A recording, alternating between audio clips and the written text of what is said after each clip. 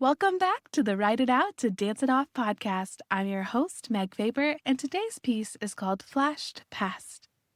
Ever since you arrived, 6 pounds and 15 ounces, it seems time sped up. My heart spent 9 months learning how to beat for two, and now time seems in double time to match the louder rhythm. While my heartbeats no longer support you, oh, my heart continues to grow larger as it fills with love for you. I love everything about you, and the more I learn, the more there is to love. Seeing a grin and hearing mama from you, I know your heart is growing too. And I think this moment is pure bliss. Then I hear a giggle and a string of babbles and dada from you. Feeling blessed beyond words, I want my life to always be this sweet and time to stand still.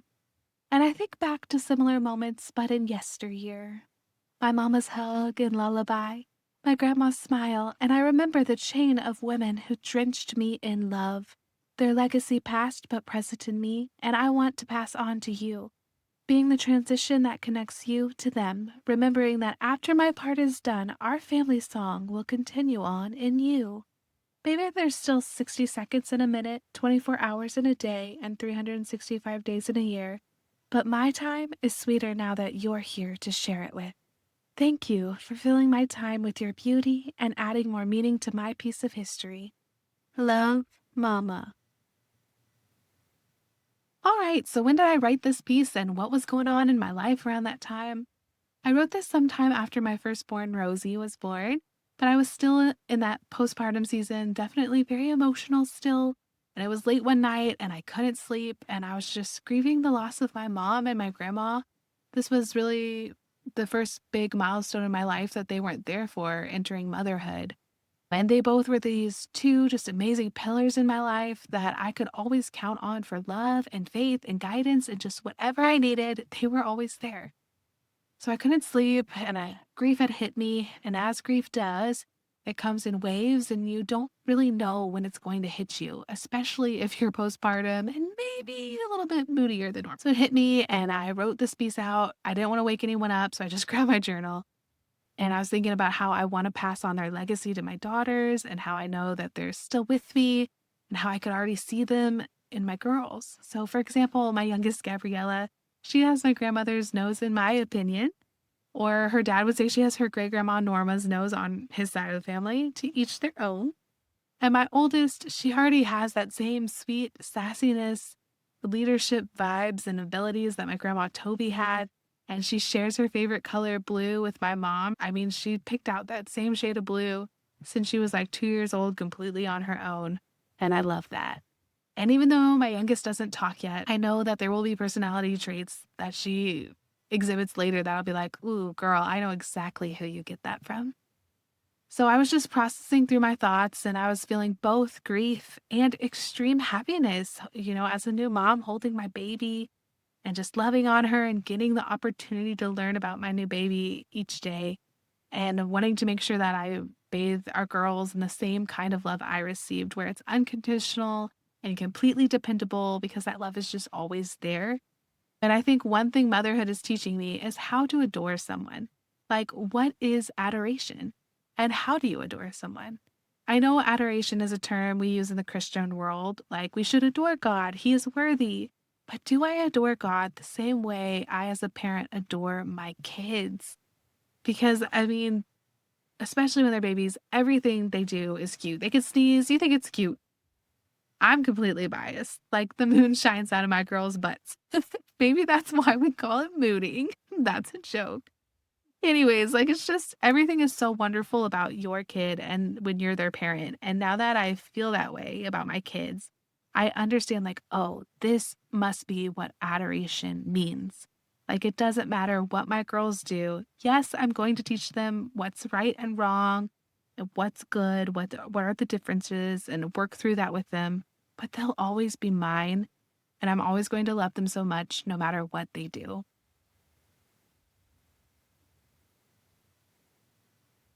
So seeing and learning how much I adore my kids, and then applying that to other areas of my life, like, how much do I adore my husband? How much time do I spend adoring him? Because, like, don't we all at the center of things just want to be adored?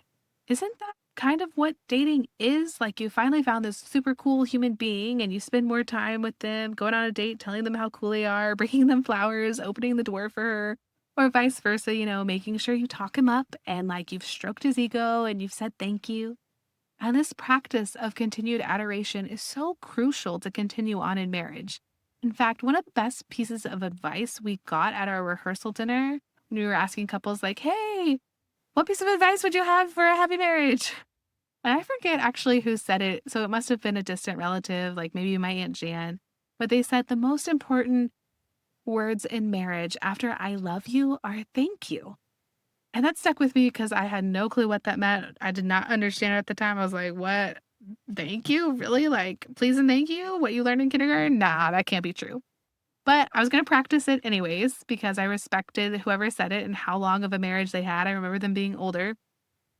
And so we did. We started saying thank you for every little thing. Thank you for the dishes, even though half of them are yours too. Thank you for mowing the lawn. Thank you for putting the kids to sleep. Thank you for changing that diaper. Thank you for picking them up from school. And it just became this practice of choosing to see the effort the other one is putting in to maintaining our family life and keeping it happy and hunky dory for ourselves, but also for each other. So yes, thank you. Um, Led to us practicing and keeping that adoration, which leads to continued devotion and commitment in the marriage. So shout out here to my amazing husband, Will. Thank you for being the best dad on earth that I have ever witnessed and for being as rare as a unicorn kind of decent and good man there possibly could be. So back to adoration after that. Um, so that's one way I could apply it, learning what it is with my daughters. How can I apply adoration to my husband? But also, how do I apply it to Christ? How am I practicing adoring God and Jesus? Like, how much of my day am I spending thinking about, man, I'm so grateful, God, for the sunshine today, for this microphone I'm using right now, for giving me time to do this, or whatever it is. Like, it's truly amazing if you just say a prayer of thanks and nothing else, how much better you'll feel at the end of it. It may not have changed a single thing about your circumstances, but you'll feel immensely better because, oh man, it just reminds you that God is so much bigger than you. And when you remember that, you're like, yeah, he's got this. He promises he's going to help me. He's got this. I can relax. I can give this to him just by saying a prayer of thanks. So, in preparation for this podcast episode, I actually looked up adoration, tried to look it up in the Bible, and I learned that the word adore is more of an English word. It is not natural to the Greek and Hebrew original languages of the Bible. And so most modern day translations use the word worship or bow down to God instead. Worship is praise. So again, how are we praising and encouraging, saying thank you to each other and to God for the good things he's done? So now that I've rambled on in a tangent, going back to our piece here, I was writing out grief and the way my mom passed. It was very sudden and completely unexpected. And we had a very good relationship. She was my best friend, man. Her and my sister, we were the Three Musketeers. My sister and I are still best friends, but we were the Three Musketeers. And so we had talked about literally everything. And so sometimes I wish I could go back and have like a part two or a conclusion conversation about certain topics. Like my opinions change on this topic. And I wish I could tell you that and hear what you think. Or maybe I want to go back and say sorry for a certain memory that comes to my mind that my daughter's reenacting or something like that. Um, it's just kind of like the longer time goes by, the more I would love to check in and hear my mom's encouragement and that I'm still on a path that she's proud of and just check in, like, are we still good? And I'm sure we are, but let's see, she passed away in 2019, so that's 7 years ago now. And, she never got to meet my kids. And so just the longer time goes by, the more I would love to check in and be like, we're good, right? And I know she's probably in heaven. And if she hears this, she'd be laughing, be like, we're good, girl. Like, just chill. Uh, because as I'm saying, love doesn't end. It's always there. So even if the person you love dies, it doesn't end. It's still there and it will be, and we will be reunited someday when we're in heaven. I know that because 1 Thessalonians 4:15-18, using the Message translation says, and in this we can tell you with complete confidence, we have the Master's word on it, that when the Master comes again to get us, those of us who are still alive will not get a jump on the dead and leave them behind. In actual fact, they'll be ahead of us. The Master himself will give the command. Archangel thunder, God's trumpet blast. He'll come down from heaven and the dead in Christ will rise. They'll go first. Then the rest of us who are still alive at the time will be caught up with them into the clouds to meet the Master. Oh, we'll be walking on air. And then there will be one huge family reunion with the Master, so reassure one another with these words. Even still, sometimes I just wish I could have like a clarity kind of conversation about different things.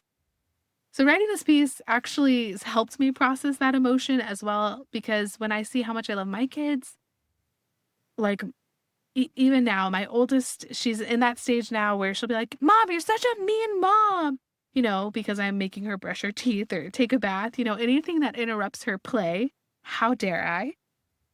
But now I see that I don't care that she called me mean. Like, it might hurt my feelings a little bit in the moment, but it literally phases nothing. It doesn't change my adoration, my devotion, my commitment, my love for her. And yes, she's still going to have to go brush those teeth. So it changes nothing when she says that. And because I know my love is still forever and endless, knowing this, it actually helps me forgive my bad moments as a child, because that's how my mom would have felt for me. Like, it just wouldn't have mattered. Even if I was mouthing off, that doesn't mean I wouldn't have got punished for it. So as a mom now, I now know my mom doesn't care. Like, she loved me endlessly anyways. And she did not think twice about my bad moments then. And she's especially not doing it now that she's in heaven. So all of the forgiveness I ever needed as a child was already there and is always there from her to me, because that's how she felt as a mom. And I now understand that, because I have the same forgiveness for my girls when they call me mean or whatever it is. If they say something they might regret or feel embarrassed about later as they're testing out how to express emotions with me, their mom. My forgiveness is already there. It's already there. Like, it's just covered. It's forgotten. I don't think twice about it. So if they hear this piece when they're older, girls, don't feel bad at all. I know you loved me and I love you. Just let it go. Forgiveness covers it all. And when I remember that this is how my mom felt, it helps me forgive myself for like anything I think about now that I can't like just call her up and be like, oh gosh, you remember that one time? I feel terrible about that now that I'm on the receiving end of it. So I guess all that to say, the conversation I keep wishing I could have with my mom is a very common one new parents have with their parents, I feel like, where they call their parents up and they're like, oh my goodness, thank you so much for loving me, for sacrificing, for all the diaper changes, all the late nights. I had no idea you loved me that much. Just no clue. Thank you. That's really what I would say to my mom now if I could. And it's not that I didn't say thank you for raising me or sorry for the things I did wrong in the past, because I did. It's just now that as a parent, I understand on a whole deeper level what certain words mean, like love and forgiveness. I wish I could go back and say them now that I know that deeper meaning to my mom. Okay, so the emotion I was writing out is grief to dance in peace. So if this piece were a song to dance to, what would it sound like? I feel like this piece would sound like a classical lullaby, kind of light and airy song. Like, there's peace you can have even in your grief, and after your grief, there can be good, sweet happiness and joy. And you can feel all those things at the same time. It's complicated, it's hard to understand, but it is possible at different moments. Again, it doesn't change the fact that I will always miss them until I've reunited with my mom and my grandma in heaven, and I can't wait to talk with them about all the good things that are happening now and to hear what they're up to. Like, heaven is the party of eternity, so it's got to be good. So what dance moves would we be doing, or what would this song look like? I'd say it'd have to look like ballet. Ballet has a lot of structure to it, but it's also very beautiful. And for anyone who's ever attempted it, it takes a lot of strength. And grief is very similar. It needs a lot of strength and structure to get through it in somewhat of a healthy way. And it can also teach you a new way to see the beauty of life, usually by changing the way you make decisions, to not put things off for later and do everything that you really want to do now. This could also look like a waltz. Waltzes are slow and beautiful as well. And they're really fun to dance because it's slow enough that you can enjoy the moment and think a little bit less and just be like, oh, I'm in my partner's arms. I feel connected to them. I feel seen and loved by them. I learned ballroom from my grandpa and my grandma, and I still love to dance with my grandpa, even though he's 90 years old this year. Because when I dance, especially a waltz with my grandpa, I just feel like a little girl with a provider and a protector who's just there enjoying you and adoring you. And you're just in the moment. And in that moment, you feel completely safe and completely beautiful and loved. At least that's how I feel when I waltz with my grandpa and my husband now. My grandpa and I will also still dance swing. And my grandparents' favorite dance style was always rumba, but I am terrible at rumba. It is just not my natural rhythm. For me, my natural rhythm is salsa. Give me a good salsa dance anytime, but that's a whole story for another day. Well, now that I'm ready to go dance in a peaceful lullaby kind of mood, very at peace, don't forget to join us next time for another inspiring writing piece. This podcast was created by Cozy Tree Studios and Events, and more of our content and music can be found on YouTube and Spotify. Thanks again for joining us here in the Treehouse, and come back anytime.